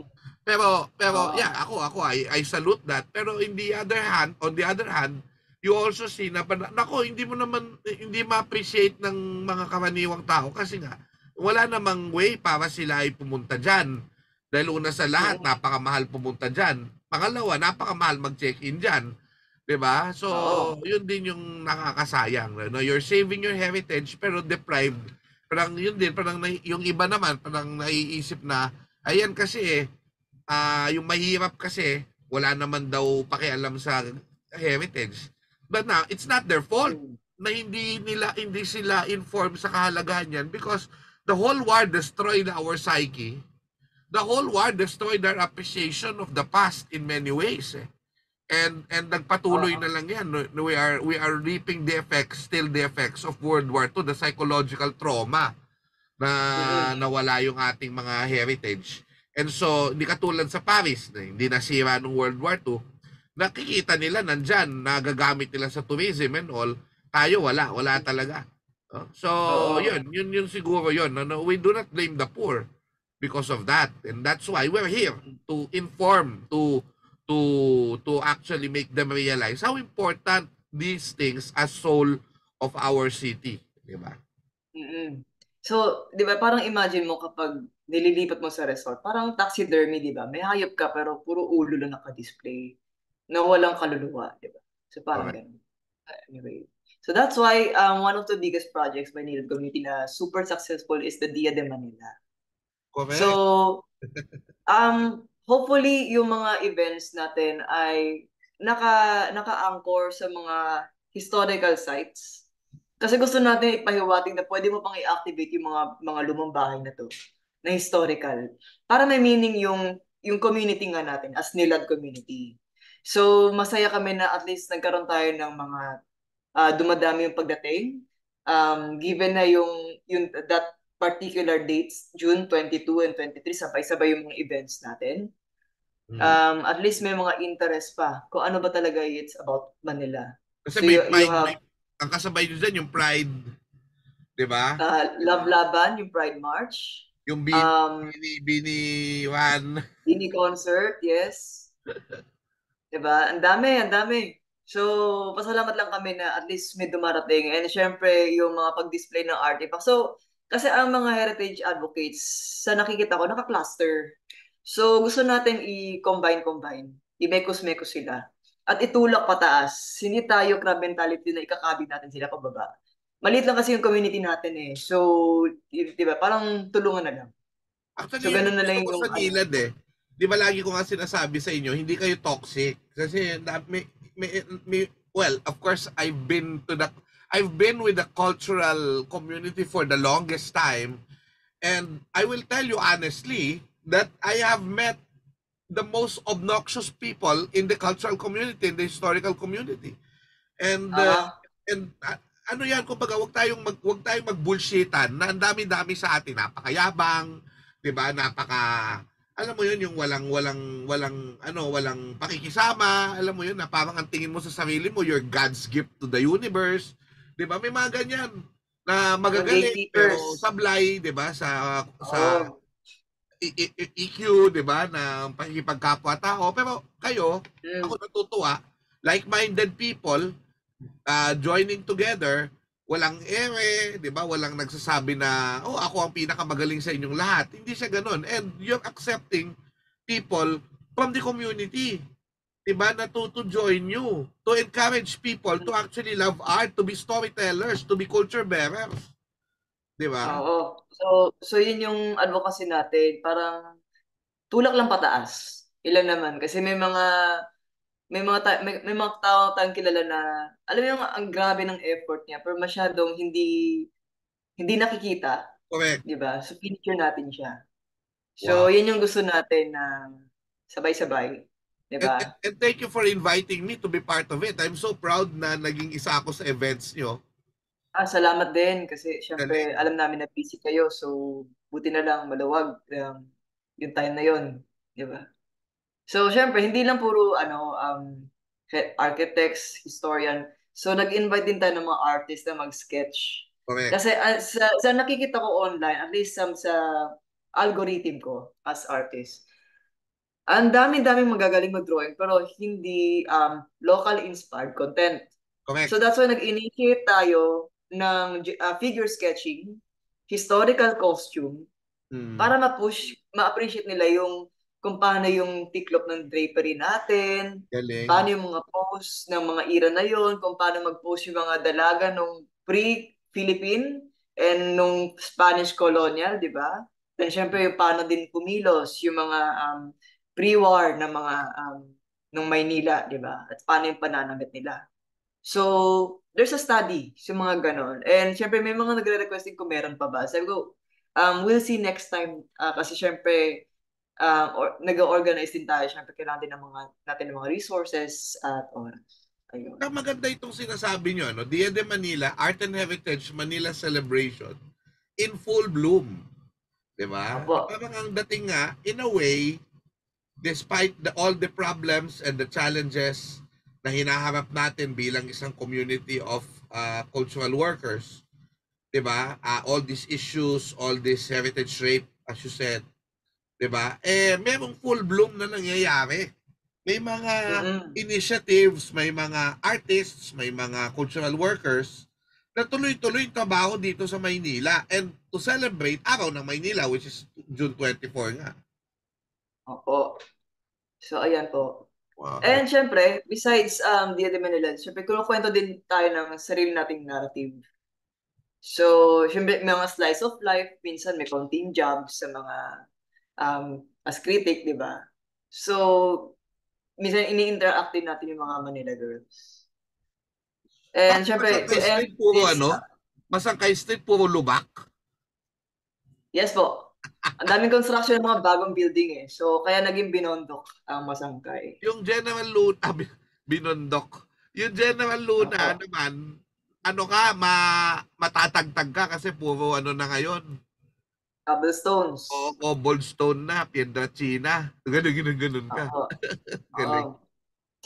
Sa Binondok, dahil yung barag-barag yung mga kalsada natin doon, na napakadaming potholes at bubog. As a biker, yan yung mga naranasan ko sa Binondo. Patay ka, sin permiso, sin fotografiya. Parang alam ko to Diba? Huwag na lang natin pag-usapan. Sige. Well, slice of life, art is subjective, so bahala na sila doon. Correct. But anyway, to end this presentation about Manila Girls, so we want to reimagine kasi yan naman yung kaya ng powers natin as DILAD community. Bibigyan namin kayo ng imagination, ng kwento sa tours, sa pagdodrawing, sa stickers, or sa art, diba? Anything that you can afford. So, at least ito, we imagine, this is the Casa Bizantina. Yung Byzantine house na nakatira si Don Lorenzo del Rosario sa San Nicolas, Manila. Which is, based sa mga nabasa ko, ay signatory daw siya ng Malolos Constitution. Wow. So may heavy gut itong bahay na to, which is unfortunately ay nalipat sa resort. Diba? Yes. At yung current location ngayon ay isang napakalaking bodega. But kung gusto nating i-reimagine na ang bahay ay nandito pa rin, na nag-house ng mga local artists, local writers, nagbebenta ng mga local books, literature, book binding, book repairs, paper supplies, pen supplies, mga local comics. Kasi yan yung kulang sa community, isang malaking bahay. Diba? Metaphorically or talagang literal na location. Of course, stickers, stationaries, anik-anik. So at least may mauuwi kang kwento at the end of the day. That's what the Manila Girls branding is for. That what is Carlos Cedran want you to have a story about Manila on your own perspective. Right. And of course, that is the NILAD community is doing. Hindi namin kayang i-fill up yung malaking butas na iniwan ni Mr. Cedran, but at least yung aim namin is to tell a story about Manila. Kasi ang daming kwento sa Maynila at hindi pa yan maubos ng kwento. Kasi ang dami pa kailangan i-discover doon. Ayun, yun po. That's the end of presenting. Manila Girls. Palakpakan naman natin, mga kaibigan. Ang ganda. Kita mo, meron din tayo niyan. Yun, meron din siya. At saka yung mga stickers mo, nakatago sa aking library yun, sa somewhere in the city. Kasi hindi na magkasa dito sa aking bahay. But yeah, I have your Casa Bizantina here. At least ngayon Ayun. naiintindihan ko na ipaliwanag mo sa akin. This is actually a vision. Na actually, if you're going to look at it, sana, kaso wala kasi bookbinder doon at saka walang masyadong book sale doon sa First United, di ba? Yung Art Make Lab. Ano yun? Hub Make Hub Lab. Make Lab. Oo. Pero Hub marami Make na Lab. nangyayari doon. Marami ng mga anik-anik doon na pwede nyo tignan. If you're going to visit tong First United, yung, ano nga pangalan ng building na yun? Yung kanyang name? First United, also known as the, I forgot. Chinese yun eh. Something. I forgot. Anyway, sige. Eddie, allow me to read some of our comments, ano? Sige, bati tayo. Napakadaming nag-ano, no? Liban doon sa mga una ko pang nabanggit kanina, Alfred Escalona Oriate, si Dulce Salan. Hello, Dulce. Magandang makasaysayan gabi, Dr. Xiao at Tracy Lois Sim, Charisma Siangco, Alex Abila, Marjorie Halea. Good evening, Alex. Oo, Michiko Ihipos Salokin, SJ Go Lupit, Kenny Taya, Gloria Hello. Peralta, ang ganda nito. Very informative daw. John Ryan Eripol, good Thank you. evening. Princess Christine Christian, Christopher Tiope, bias daw niya si Bini Escolta, Alex Abila. Oh, in fairness. Yun na yung tawag niya, Bini Intramuros pa din, sabi ni Andre Julian. Andre Julian, Bini Binondo ka eh. Bini Binondo yan, si Andre Julian, si ano pala yun, hindi, si Andre Julian, talagang Intramuros yan. Binondo Girl. Ano, Binondo Girl siya. Si Anuy. Anuy. Kasi Binondo Girl. O siya si Bini Binondo. Bini Binondo. Oo, tama. Yun na. Let's go, Kenny, sabi niya ni Ann. Ira de Chavez, Lei Soriano. Ano yung ACKK? Akim. Yan po yung una nating brand, AKIM. Ibig sabihin, ang kwentong inuwi mo. Pero kasi nag-grow tayo ng Manila Girls, so parang mas highlight na lang natin ang Manila Girls. Yun na yung yun na yung kilala eh, actually. Opo. Oh, by the way, may mga caricature din siya sa mga sikat na tao tulad ni Meow Chu, may naka-distinguish nung Meow Chu, nag-comment dun sa dun sa aking poster sa Instagram nitong programa. Ano sabi? Sabi niya, Meow Chu. Sabi? Yun eh. Yun, di ba yun ang pangalan mo doon, Meow Chua? It's Meow Time. Meow Time. Si Lord de Vera, yun na yung ginagamit niyang karikature niya, yung mukha. Daga ba yun? Aso yun. Aso, oo. Aso cigarette, yung ano niya. Aso, cigarette. Ikaw talaga asto yun. Kasi yun yung una ko narinig, gala ko talaga aso cigarette. Nung na-research ko, aso cigarette pala. Kasi hindi ko naabutan yung brand na yun. Siya doon ang Hindi, alam ko, sila lang ang nag-invento nun eh.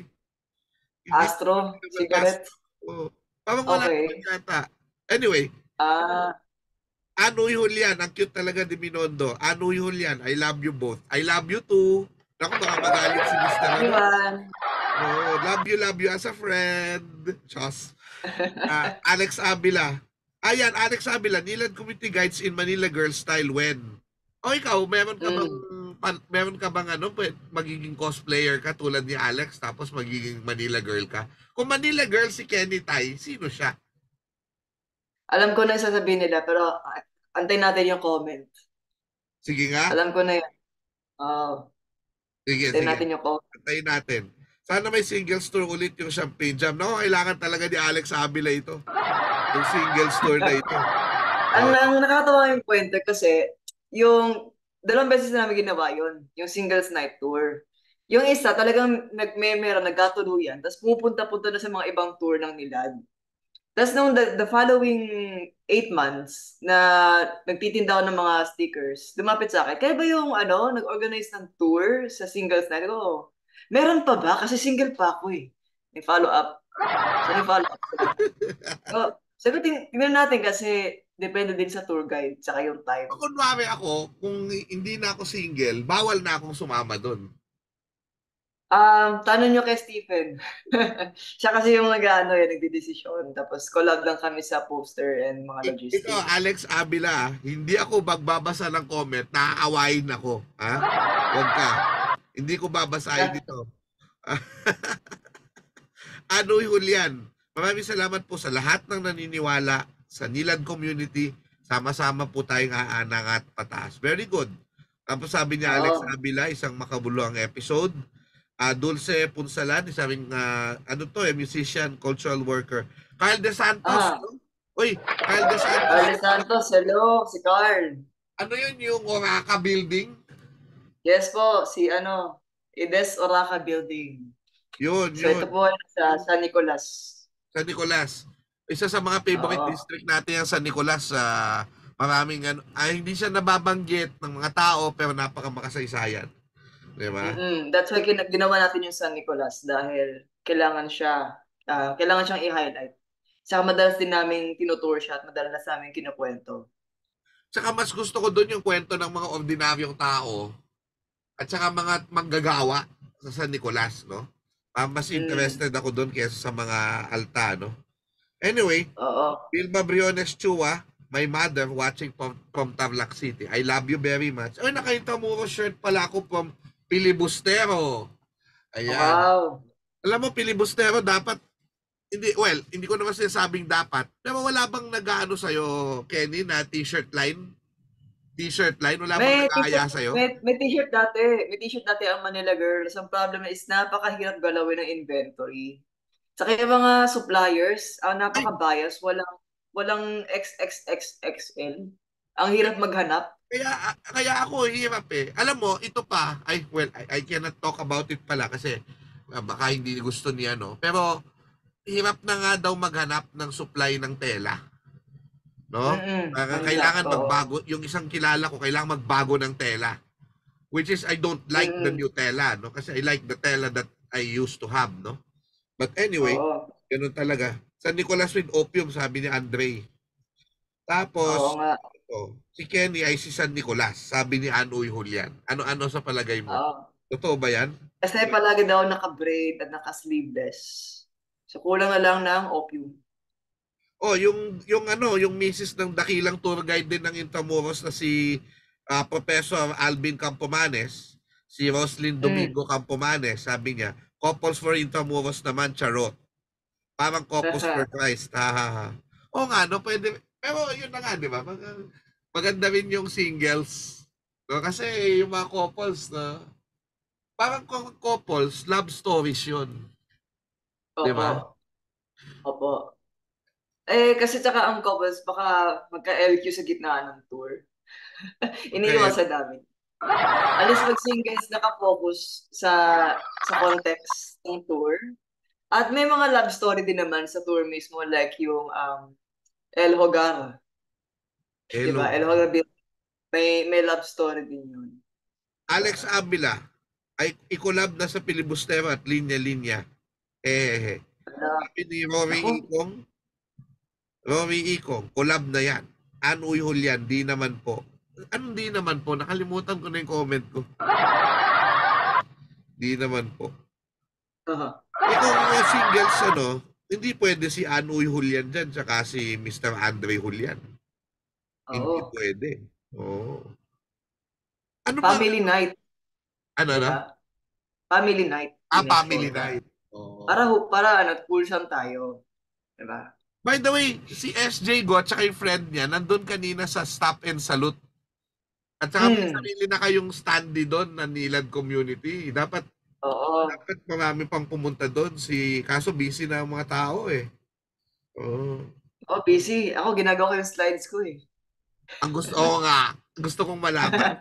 Kasi si Anoy Julian, sabi niya, di naman mag-aaway ang couple sa tour. Ang tanong ko, nakita niyo na bang nag-away? Si Anoy Julian at saka si Andre Julian. Iba naman yan eh. Mag-joke ka lang eh. Mag-joke ka lang kay Ann, hindi na yan nakipag-away. Hindi na makikipag-away. Kasi kung don't skip Manila, tapos sila yung nag-skipan sa isa't isa. Diba? Iba na yun. Iba. Pagod sa tour kahapon, kaya absent kami. Oy, Edna Briones de Guzman.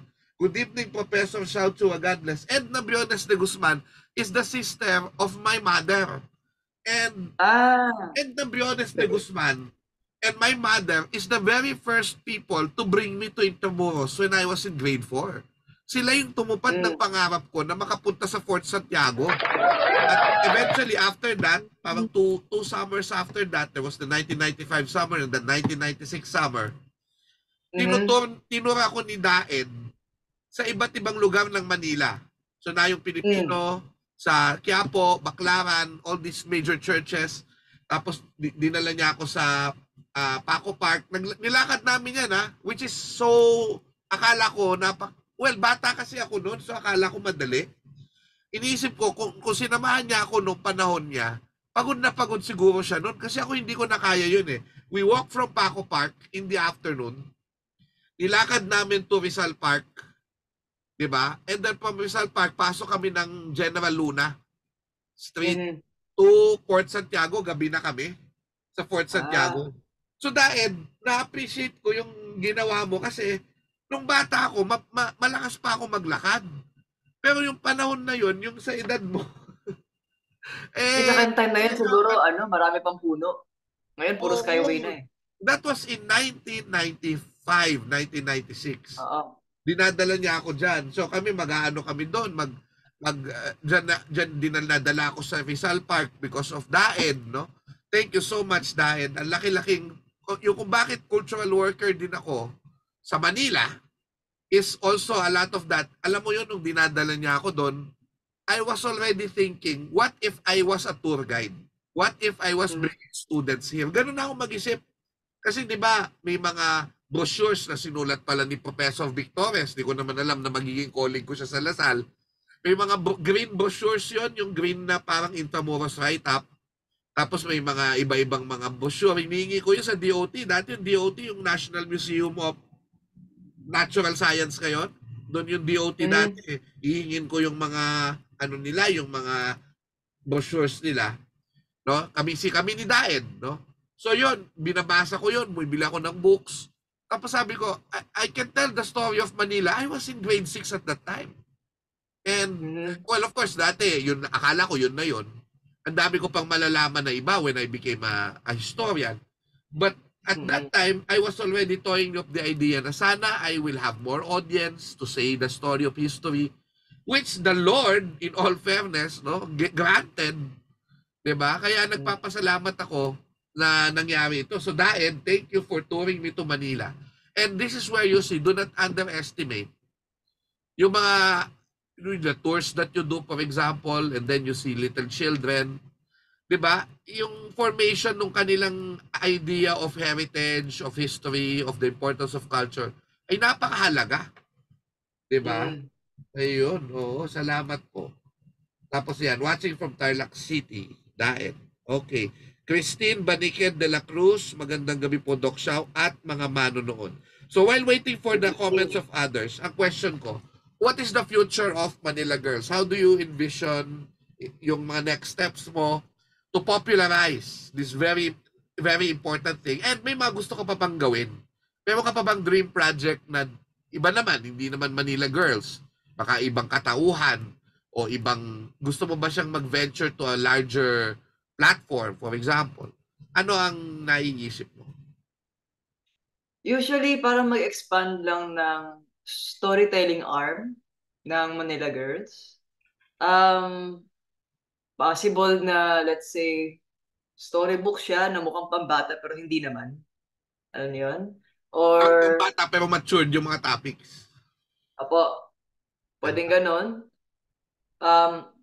Kung may budget, kung may napakalaking budget, maybe in animation, diba? Kasi ang ganda-ganda din ng mga animation industry dito eh. Ang problem is kulang tayo ng investment or yung budget kasi usually mga animators dito ay outsource. Kumbaga nag-i-import tayo ng trabaho. But of course, ang problem natin sa mga creative industry is yung kalaban natin, AI. Diba? So that's another story. So, hindi tayo nagmamadali kung ano yung future for Manila Girls. Kasi mas maganda ko yung development natin is organic.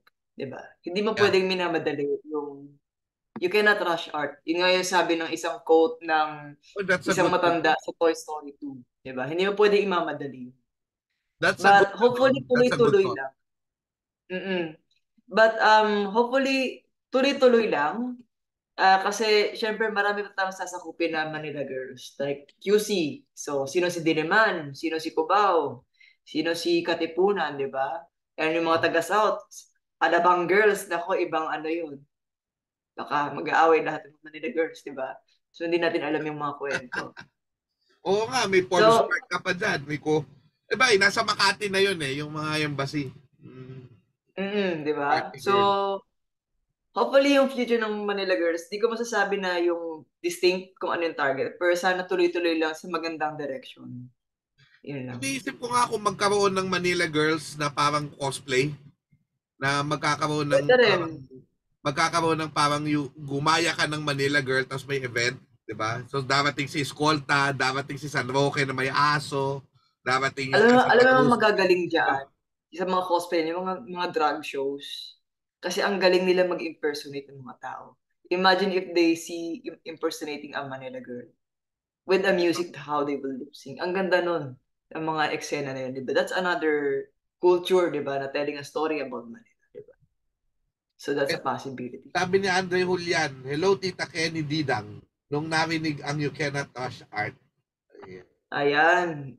Thomas Regala, Greater Manila Girls, ang ano niya.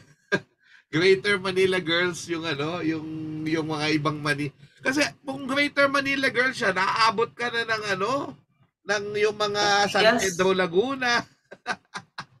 Kailangan ko ng budget. Kailangan ko ng budget at may sponsor para magawa yun. Diba? Pero alam mo, ang ganda nun, iniisip ko nga kung halimbawa may magpondo na may mag-impersonate, may isang Manila girl na i-impersonate ng isang totoong tao, tapos tour siya nung district na yun. Say something about the district, di ba? Kunwari, si San Nicolas, nag-costume ng si San Nicolas, tapos ikukwento niya kung bakit ganun yung ano niya. Bakit tattered yung kanya. Di ba? Mga ganun. Yung narration palaging first person, di ba? Di ba? Ay, beautiful. Ayan na, may mga ideas na tayo. That can grow in the future if yan ay loobin. Alam mo tama, alam mo Kenny, no, before we end, I've been thinking about, kasi meron akong kilalang tao na sobrang visionary. Lahat ng gusto niya natutupad. Lahat ng naiisip niyang gawin natutupad. No? Kahit na hindi naman siya napakayamang tao, no? And sometimes well, hindi naman ako inggiterong tao, no? Pero recently, I've just been toying on the idea na yun yung kulang sa akin.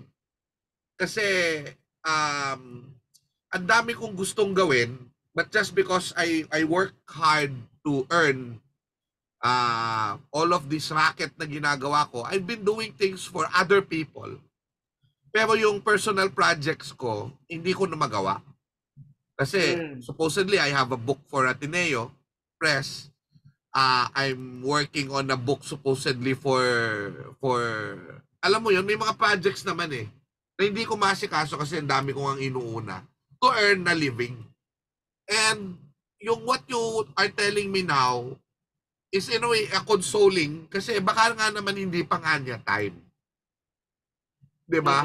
Kasi lahat naman, even my dissertation which lasted for 10 years, my PhD 12 years, the dissertation came out for me, I think, in the right time. It cannot come out 5 years ago. Ito talaga yung time kasi nakumpleto ko na yung journey ng translasyon. Dahil bago na naman face ng translasyon ngayon So natapos ko siya on that precise moment na nagbago na yung translasyon. So this is the perfect moment for that to come out. Now, yun. So thank you for that thought, no? Na baka naman I don't have to be too hard on myself when the time opens and magawa ko siya, it will come, di ba? Do not rush art. Very good.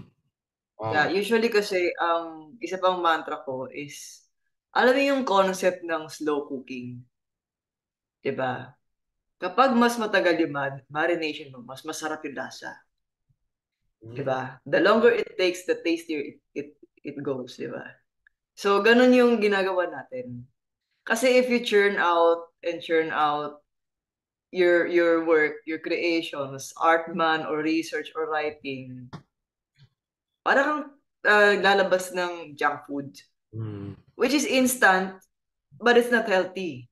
instant gratification, pero hindi siya healthy. Right, So right. usually yung ginagawa nating passion man or kung yung ginagawa natin everyday, ay andun lang palagi yung concept ng slow cooking. So yun yung sinasabi ko din palagi. So the longer it takes, the sweeter the victory. Yun. Pero don't take too long din na hindi ka na natapos. Yeah, oo naman. Kasi syempre, you only live once. Correct. No? Sige. So, again, ayan, malayo pa, pero malayo na. Sabi ni Tomas Regala. Sabi ni Anoy Julian, kasi sabi siya daw yung Bini Binondo Girl cosplay. Wait po, papahaba lang ako konti ng buhok. Bibili na ako ng red shirt sa Binondo bukas. Ayan Oo, na. Oh. bagay sa iyo, nako. May excuse na si Ann for shopping sa Correct. Divisoria. Oy, Christine Baniken de la Cruz, magandang gabi po, Doc Xiao, at mga manonood. Good evening. Ganda, ganda. Sabi ni Alex Abilang, ganda. No? Ayan. Sige, siguro Kenny, what do you think is the may message ka ba sa ating mga kababayan about art, about history? Yan. So, ano ang iyong parang takeaway from the session and what do you want to leave to our audience today? Hopefully, I explore more of Manila maliban sa mall kasi hindi na tayo mall capital. Di ba? At iwas-iwas muna sa TikTok at talagang lumabas and see the city na yung observe people, mag-people watch, learn about the streets, read the street signs. Kasi lahat ng mga, maski batong lang yan, may yan eh. May kwento na rin yan eh. Kasi iba-iba din yung mga, diba, arrangement ng city natin. Yun na. Just be observant more and get out more of your house. Ayun na po. Napakaganda. Napakaganda. Get out, no? Well, of course, there's nothing wrong with our generation, online generation, pero iba pa rin talaga yung grounded. Yung grounded. Opo. No? People-to-people interaction, you go to tours, you go to all of these things na you meet people. Ganda. Because Manila, it's not just about the places. You learn about the architecture, you learn about these things. Pero Manila is about the people. And that's why we love this city. Siguro sa akin na lang, no? Thank Kenny Tai. I'm so happy to talk to you. Thank you. This has been a wonderful conversation. And please, by the way, sorry, please promote Manila Girls and how to get your stickers for the last time siguro for this night. You invite our kababayan to support yung ginagawa mo para magpatuloy at to be sustainable po. This weekend, magkakaroon kami ng event for Manila Girls only. Mag-a-attend kami ng event ng Patron of the Arts. In short, it's POTA. So, Patron of the Arts ay isang event, naka-theme siya sa mga original content artists. So, besides Manila Girls, hindi tayo naka-base sa mga Western na cartoons like Mickey Mouse or Iron Man or anything. Gawang Pilipino yung kwento, may sariling kwento sila, may sariling comics. So, sa July 6 to 7, Centris, Quezon City. From 10 a.m. to 8 p.m. Yun. Yan. Meet Kenny Tai in person. Kita nyo naman. At also, of course, support the stickers. And you can, Kenny Tai is also in Instagram. And yan ang main mo, yung Instagram, di ba? Opo. Instagram and Facebook po. FB, may FB ka rin. May Manila Girls Instagram, by the way. Aside from Meron the po. Kenny. Yes. Alright. It's manila.girls Instagram. Doon po mas maraming updates. Salamat po. Kenny Tai, mabuhay ka! Hi, thank you. Sige. So, for my last word for today, I'm going to quote Manila Girls dito kasi may poster, nilagyan ako dito ng quote, no? Embracing the lunacy and beauty of the city. Diba? Yun ang takeaway natin. Pag mahal mo ang isang bagay, hindi lang yung magagandang bagay ang mahal mo sa kanya, at yung imperfection niya. And I think you learn more about Manila's history, you learn more about our culture, not just Manila but the Filipino culture. hindi mo ini-essentialize na parang hindi na tama lagi tayo o maganda lagi yung ginagawa natin. But it's just that. You just acknowledge the culture. Yan na yun, no? So, yan ang reminder natin dito sa Kasaysayan Kay Saya. We're not here to sanitize our history, our culture, but just let us understand the context of why we are like this. So, ayun. I guess that's it, no? So, muli, ako po si Xiao Chua. Maraming po salamat. I'll see you on 2 weeks from now. Lagi niyo po tatandaan, ang kasaysayan ay kay saya. Bye-bye!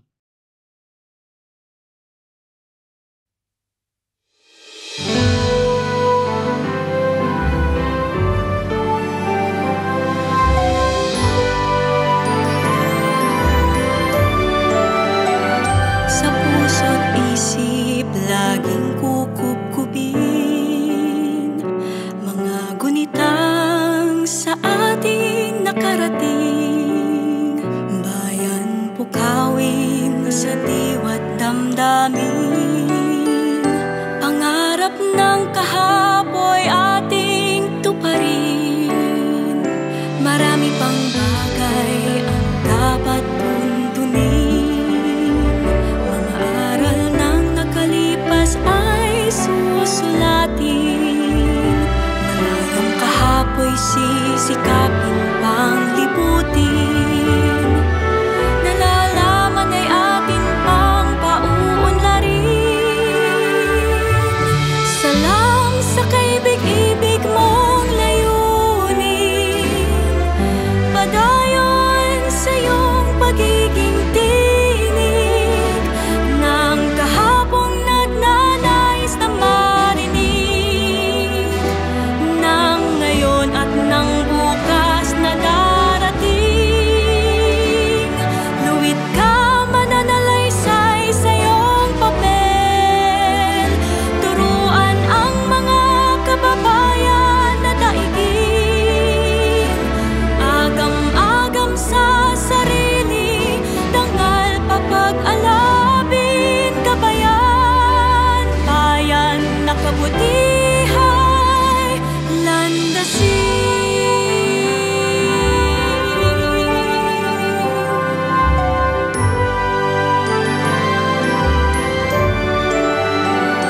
Mula sikulan hanggang mabulis, hilig sa nakaraay payabungin. At kung marating anumang lupain, may pagtatanggol sarili ng may lalim. Salam sa kaibig-ibig mong layunin. Padayon sa iyong pagiging tinig ng kahapong nagnanais na marinig, ng ngayon at ng bukas na darating. Luwit ka mananalaysay sa iyong papel. Turuan ang mga kababayan na daigin. Agam-agam sa sarili, dangal papag-alabin. Kabayan, bayan na kabutihay, landasin.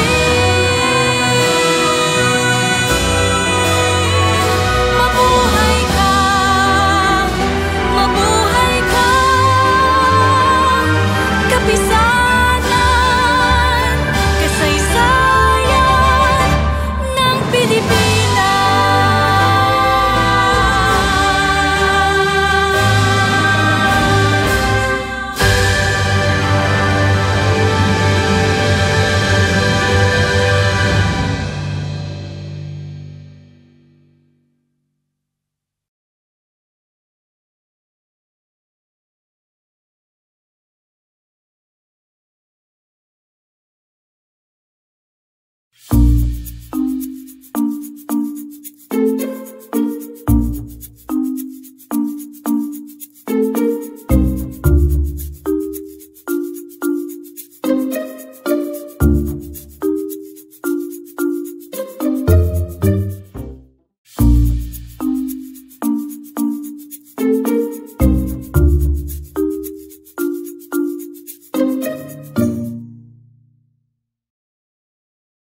Thank